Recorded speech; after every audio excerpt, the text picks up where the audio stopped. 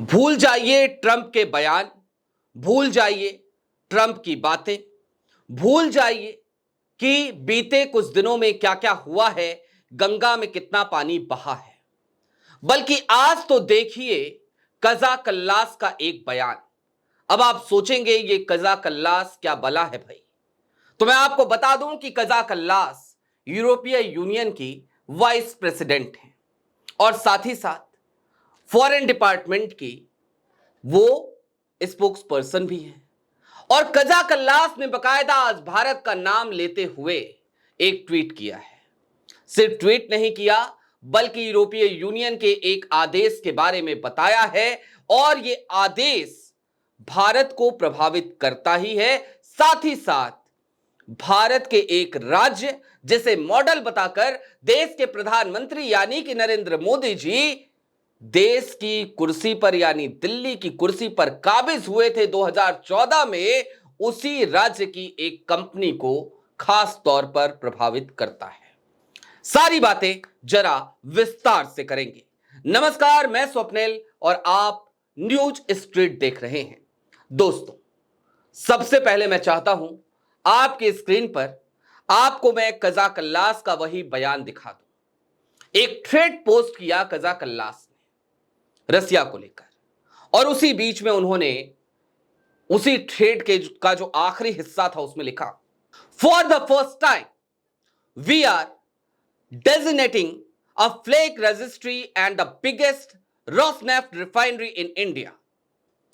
Our sanctions also hit those into Indo-catering Ukrainian children. We will keep raising the costs, so stopping the aggression becomes the only path forward for Moscow. अब आप एक एक शब्द पे यदि जोर दें तो आपको समझ में आएगा। कजा कल्लास ने कहा कि हम ये पहली बार कर रहे हैं कि हम भारत की जो सबसे बड़ी रोसनेफ्ट रिफाइनरी है इंडिया की, उस पे प्रतिबंध लगा रहे हैं।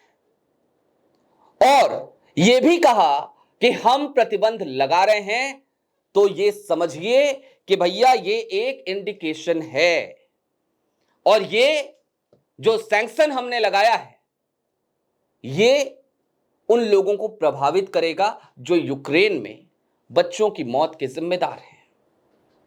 लेकिन अब यहां पर जरा ठहरने की जरूरत है दोस्तों। बीते दिनों आपको याद होगा बहुत सारी ऐसी खबरें आई, मसलन डोनाल्ड ट्रंप साहब ने भी कह दिया कि रूस से तेल मत खरीदो। यहां तक आपको यह भी याद होगा कि बीते दिनों एक खबर और आई थी कि अडानी साहब के ऊपर एक नई स्क्रूटनी हो रही है, एक नई जांच हो रही है कि अडानी साहब रूस से क्या क्या व्यापार कर रहे हैं।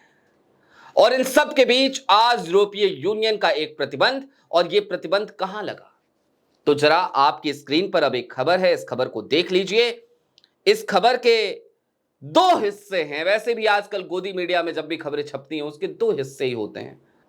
रूस पर यूरोपीय संघ की कार्रवाई से निशाने पर आई गुजरात की रिफाइनरी। अब भारत सरकार ने दी कड़ी प्रतिक्रिया। क्या कड़ी प्रतिक्रिया दी है वो भी बताएंगे, लेकिन मैं पहले आपको यह बता देता हूं कि ये कंपनी कौन सी है।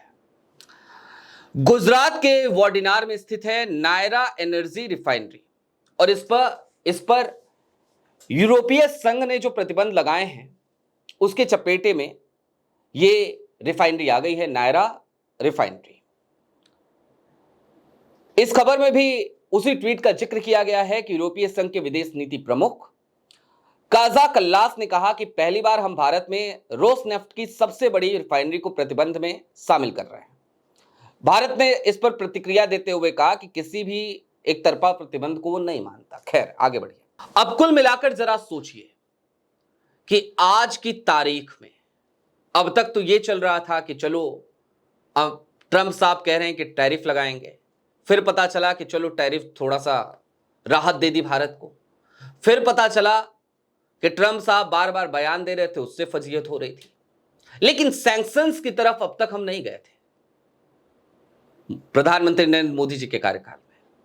और जहां तक मुझे याद आता है तो आखिरी बार जब भारत पे सैंक्शंस लगे थे तो वो सैंक्शंस लगे थे जब भारत ने परमाणु बम का परीक्षण किया था और उसके बाद वो सैंक्शंस हटे भी। अटल बिहारी वाजपेयी साहब की सरकार थी, उसके बाद सरकार बदली भी, सरकार बदली तो फिर एक न्यूक्लियर डील अमेरिका के साथ हुई भी, लेकिन इन सब के बीच आज की तारीख में एक प्रतिबंध लगा दिया गया। और क्या समझे इससे? तो बस ये समझिए कि विदेश नीति ऐसा लगता है जैसे भगवान भरोसे चल रही है। बहरहाल अभी के लिए दीजिए इजाजत।